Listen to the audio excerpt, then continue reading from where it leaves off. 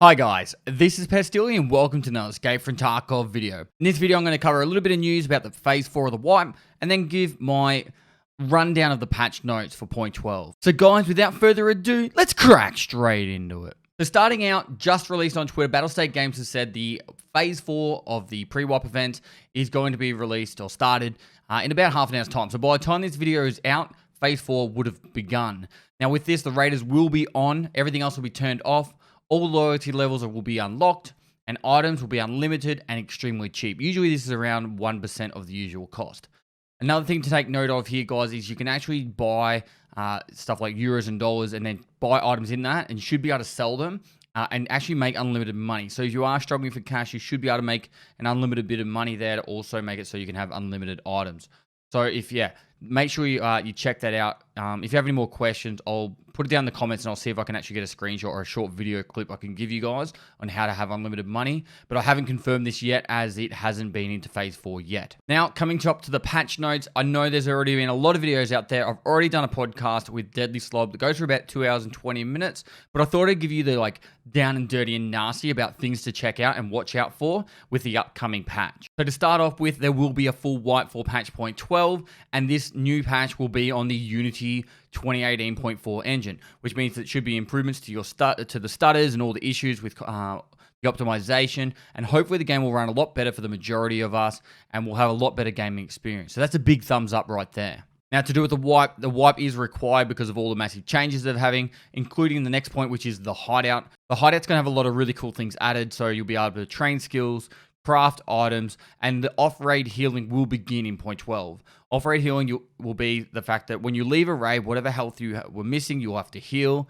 If you die in that raid, you'll be back at 30%, but you will be able to regenerate health. Now, I'm hoping it's not too expensive there, so then that way you can always be able to top up health, and there'll be a little bit of a money sink in the game, which is good for the economy, but not too detrimental. Because the only thing about the patch that I'm actually worried about is this outer raid healing. My fear is it's really only going to hurt the players that are either really new at the game or aren't able to maintain much money.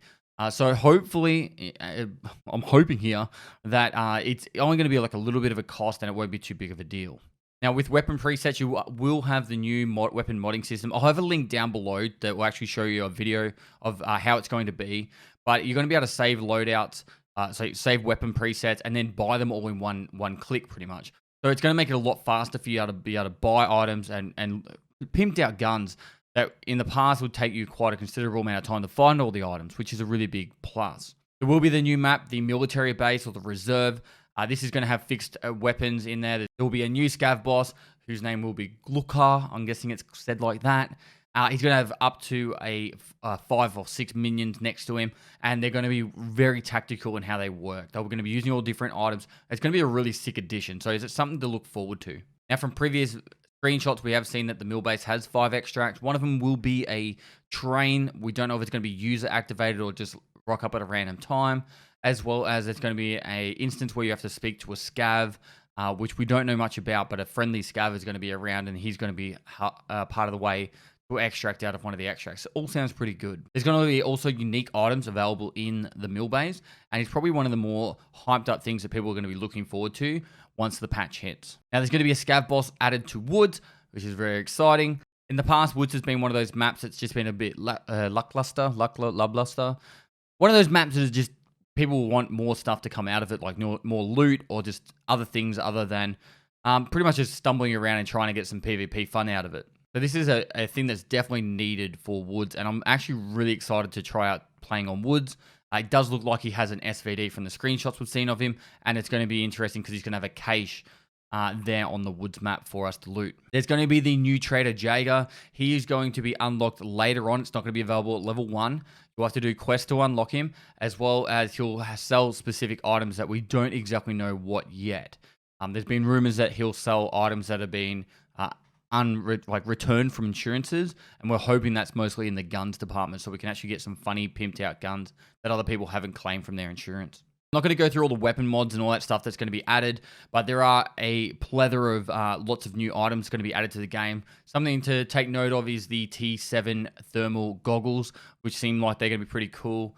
There's going to be new mechanics with the healing, as well as you're going to be able to use surgical kits now to heal blacked out parts. This is going to be, say, if you black out a leg, you can heal the leg, but it's not going to go back to full health. It'll be like a cap maximum health for the rest of that raid, which will be pretty cool.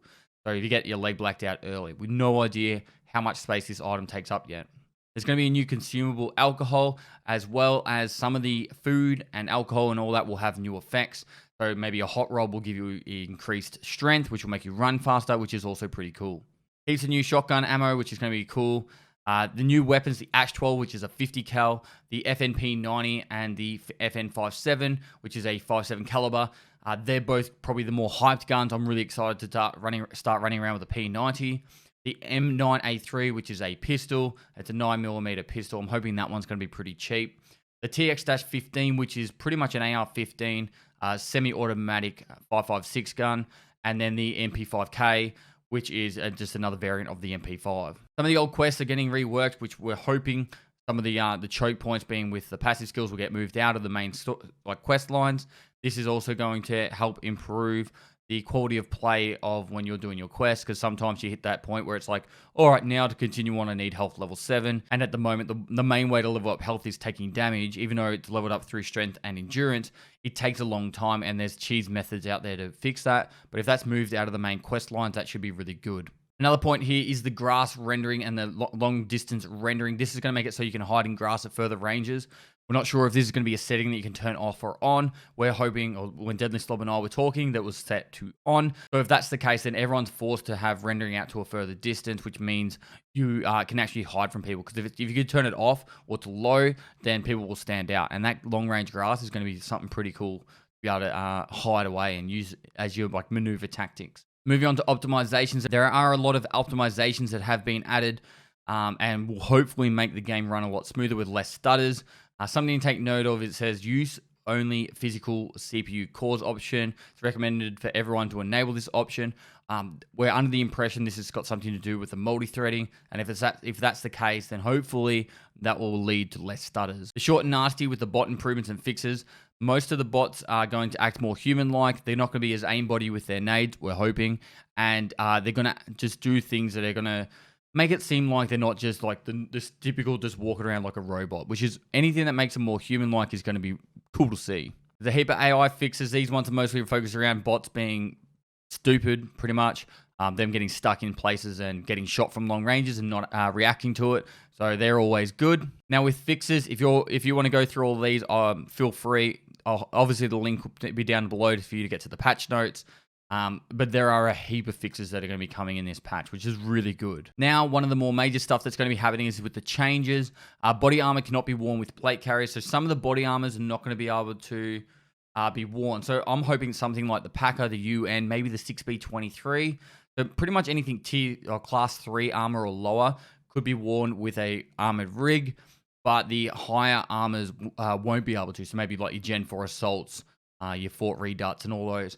We don't know the exact one which will be able to or not, but I think the thinner ones should probably be working with.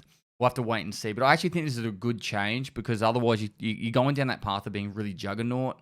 And I'm interested to see how it goes. It's going to make people really think about their loadouts and anything that makes the game a little bit more complex, but let's just say more tactical, makes the game a better game in the end.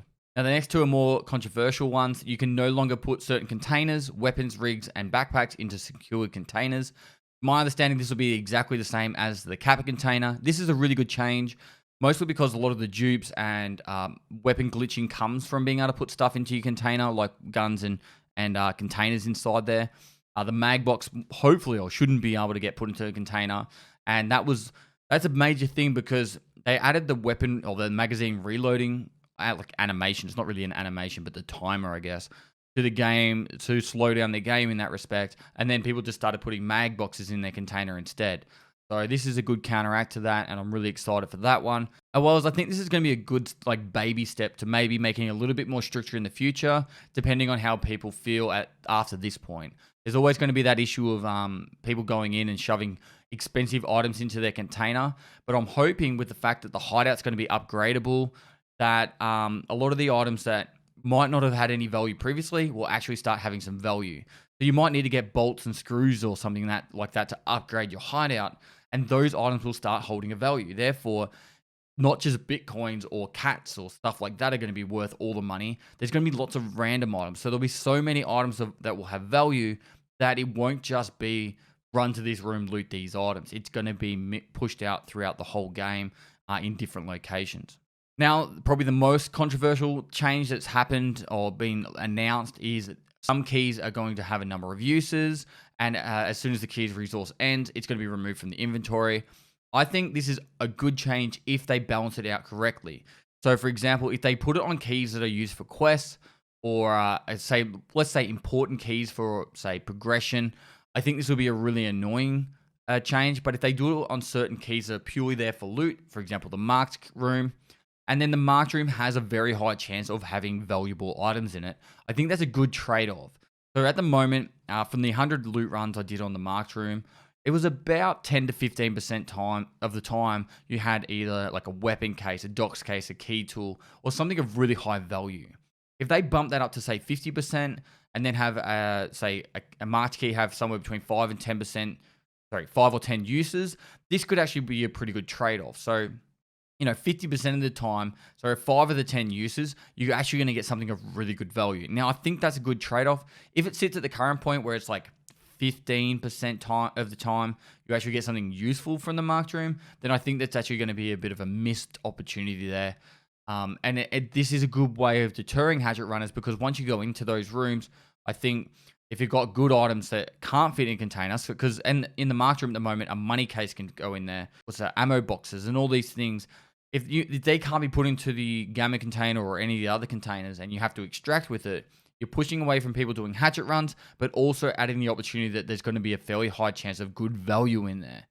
So it's a bit about the balance side of things. Ignore all the realism side of things, guys. This game is immersive. I've said this so many times. This game is a very immersive game. It's not an overly realistic game. It's definitely fun. It's got a lot of gameisms. There are realistic aspects of the game, but just focus on the fact that it's an immersive game and it's super fun for that. Another one of the changes is the BlackRock and AVS rigs are going to have their layout changed, with the AVS rig going to have armored plates. In the flea market, you're also going to be able to change it from all offers, only from traders and only from players, which will actually be pretty cool. So you can actually start using the flea market more to find items from the traders instead of worrying about, you just wanting to work off the traders but not having to go through the traders menu. Now, the next three is something I'm pretty happy about.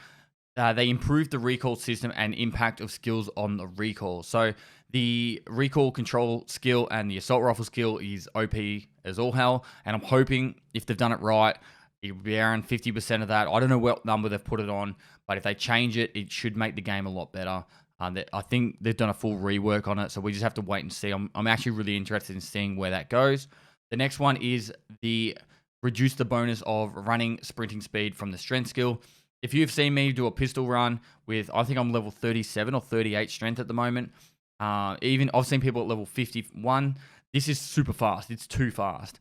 All right. So I'm really excited. Hopefully it's been reduced to maybe 50% of that. And that will actually be a really good balance out for there. It's just too quickly. And it's really unfair for anyone who's a lower level to try and even keep up slightly with someone with max level strength or even just a high level strength. The next one, the sound of movement while prone is more quiet. Right now, when you're moving prone, it is super loud. I can tell someone being prone in a certain direction from ages away. In real life, you do make a lot of noise when you're prone if you're moving quickly, but if you're moving slow, it's very quiet. It's just a tactical move that should be very quiet. So I'm hoping that they've got a good balance out on this. But when you're not moving very quickly, you're very quiet, and if you move faster, then you do make a bit more noise. The next 2 points are really cool. Rework the change loot tables of containers and redesigned and added new loot points on location. These two changes could make the game really exciting for a lot of us, because if they added heaps of new items to the duffel bag, for example, when we're searching a duffel bag, we're going to see stuff and be like, holy shit, that's cool that spawns there. Or even like weapon crates might have certain attachments or changes to it, or different guns. So these are like really good changes in my opinion, because one, it makes people that have been playing the game a long time enjoy it, because they're finding new things in new locations, as well as new things in new containers, which for me is a really good change. All right, so I wanted to keep this video as short and sweet as possible. I will have a link to the patch notes down below so you guys can check them out and read them all yourself. There is the podcast. I'll have the link to that too. It goes to 2 hours and 20 minutes, and Deadly and I go through a lot of detail with all these points. But I thought I'd just give you the down and nasty of all the patch notes that I think stand out. But there are plenty to talk about, and feel free to talk about them in the comments below.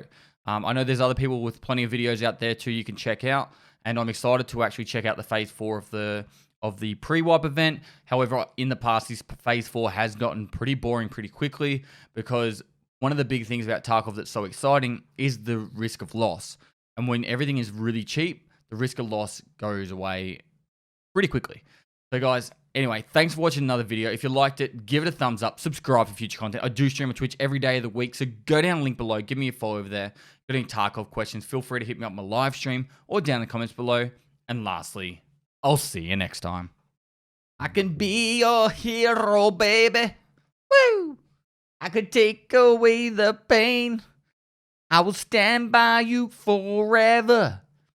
You can take my breath away, and I can be your hero.